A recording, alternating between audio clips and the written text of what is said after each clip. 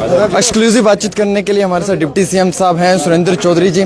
Sir आज का जो इजलास हुआ इसमें सजाद लोन साहब ने वॉकआउट किया। सर क्या कारण रहा उनका वॉकआउट करने का 370 को लेकर? सर उनके पूछिए, जब आप 2014-15 में सरकार में थे तो उसको आपको उसमें 370 की और स्टेट की याद नहीं थी।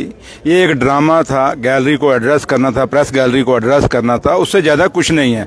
अगर ये लोग सही मायने में हमदर्द थे उस समय, तो उस समय इन्होंने जब बीजेपी के साथ सरकार बनाई थी उस समय नहीं याद आया कि ये स्टेट टूट रहा है, ये 370 टूट रहा है, स्पेशल स्टेटस टूट रहा है। इसलिए आज लोगों का इन 6 सालों के बाद लोगों के मुद्दों की बात है, मुद्दों पर बात करिए। जो लोगों ने मुश्किलें और मुसीबतें इन 6 सालों में झेली हैं, जो यहाँ पे आज हर चीज की शिकवे और शिकायतें लोगों की हैं, तो उन पे बात करिए। लोगों के मुद्दों पे आप बात नहीं कर रहे, सिर्फ आप प्रेस गैलरी को एड्रेस करके वो उनको दिखाने के लिए ताकि हमारा फोटो आ जाए और सुबह अखबारों में आ जाए और जम्मू कश्मीर के लोग देखें जी भाई हमारी बात जो है स्टेट की बात और 370 की बात की है। इन बातों से कोई बात बनने वाली नहीं। जम्मू कश्मीर में नेशनल कॉन्फ्रेंस, हमारे कायद डॉक्टर फारूक अब्दुल्ला साहब, जम्मू कश्मीर के मुख्यमंत्री जनाब उमर अब्दुल्ला साहब, उन्होंने पहले ही अपनी पहली कैबिनेट मीटिंग में स्टेट के लिए वहां रेजोल्यूशन पास किया।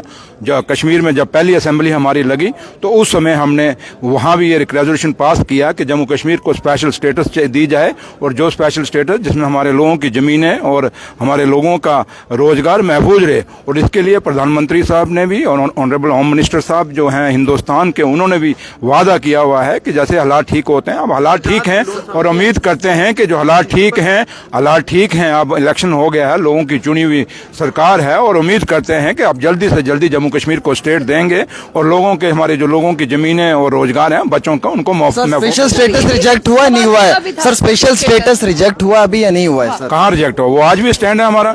जो रेजोल्यूशन वो पास हुआ है, असेंबली का डॉक्यूमेंट है, कहाँ से वो कहाँ हुआ, वो तो पास है हमारा। तो इसलिए हमारा जो असेंबली में हमने पास करना था हमने पास किया है, और हमें लगता है कि जल्दी ही इस पे दिल्ली की सरकार जो है, हिंदुस्तान के प्रधानमंत्री और होम मिनिस्टर इस पे कॉल लेंगे। और जम्मू कश्मीर के लोगों की जो ये दिलों की बात है, ये लोगों के दिल के अरमान है और लोगों के दिलों की डिमांड है, और उम्मीद करते हैं जल्दी से जल्दी बाकी इनके लिए कोई पॉलिसी फ्रेम की गई है इस बारी बजट सेशन? ये हमारा वादा है कि डेली वेजरों को पक्का करना है। एक एक वादा जो नेशनल कॉन्फ्रेंस ने अपने मैनिफेस्टो में किया है, अपने उस मैनिफेस्टो में जो हमने लिखा है, एक एक लफ्ज, एक एक वादा, एक एक फुल स्टॉप एंड कॉमा के साथ हम लोगों के साथ जो वादा करके आए हैं उसको पूरा करेंगे।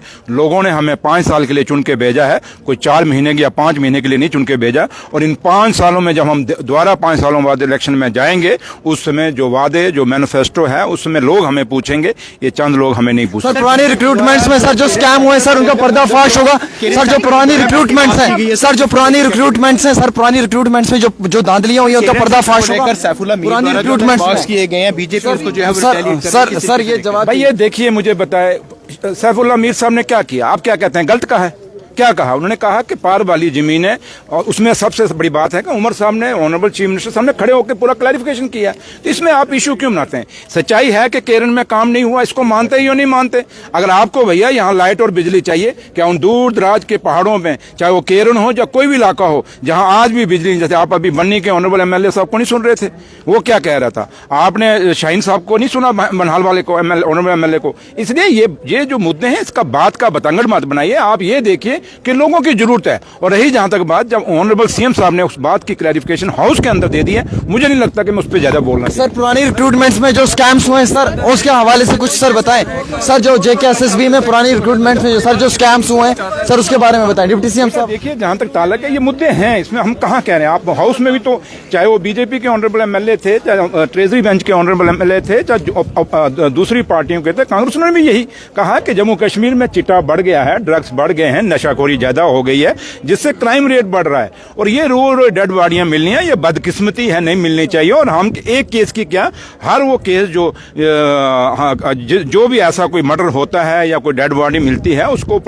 पुलिस को कॉग्निजेंस लेना चाहिए, DG साहब को लेना चाहिए। और इस पे जरूरी नहीं कि हर बात को हम CBI जाएं। जम्मू कश्मीर की पुलिस इतनी काबिल है कि वो अपने फैसले खुद कर सकती है, अपनी इन्वेस्टिगेशन कर सकती है। तो लिहाजा सुनिए मेरी बात, परिवार का अपने सेंटिमेंट्स हैं, लेकिन अब पुलिस के नोटिस में आया है, देखते हैं क्या करना है। जब वो कुछ नहीं कर पाएंगे तो हम नेक्स्ट सर जो पुराने रिक्रूटमेंट्स में स्कैम हुआ है सर, डिप्टी सीएम साहब जो पुरानी रिक्रूटमेंट्स में स्कैम हुआ उसका पर्दाफाश होगा सर? ये होंगे, हर चीज का देखना हुआ। ऑनरेबल एमएलए असेंबली में बोल रहे हैं, आप देखिए क्या होता है। जो एक बड़ा इंपॉर्टेंट सवाल था कि जो पुरानी रिक्रूटमेंट्स हुई हैं, जो पुरानी रिक्रूटमेंट्स के अंदर स्कैम्स हुए हैं, जैसे एपटेक कंपनी ने JKSSB में स्कैम किया, करोड़ों रुपए की धांधलियां हुई, उस समय से लेकर अभी तक इन पुरानी रिक्रूटमेंट्स के अंदर जो स्कैम्स हुए हैं उनमें क्या अपडेट है? जैसे फायर इमरजेंसी का स्कैम था, ये बड़ी इंपॉर्टेंट चीज़ें थी जिनके ऊपर डिप्टी सीएम साहब से जवाब लेना इंतहाई बहुत ज़रूरी था। हमारी कोशिश थी कि फायर इमरजेंसी का स्कैम हुआ है, उसके साथ साथ JKSSB में सब इंस्पेक्टर के पेपर में स्कैम हुआ है, आपको मालूम है। और एपटेक कंपनी ने, ब्लैक लिस्टेड कंपनी ने वो स्कैम किया था जिसमें कि फेक रिक्रूटमेंट्स हुई थी, गलत तरीके से रिक्रूटमेंट्स की गई थी। तो ये सब चीज़ें जानना बहुत इंतहाई ज़रूरी है। एक तरफ आप देख सकते हैं CM साहब हैं और फ़िलहाल के तौर पे CM साहब जो हैं वो, मैं बोलूँगा सर, आई रिस्पेक्ट हिम। ये देख सकते हैं आप। और अभी इनसे इंतहाई ज़रूरी है बातचीत करना, लेकिन बात नहीं हो पाई। और सबसे इम्पोर्टेंट ये है कि हमारी जो बातचीत हुई है उसके हवाले से अभी तक कोई मुकम्मल जो है तफसीलात डिप्टी सीएम साहब ने नहीं दी हैं।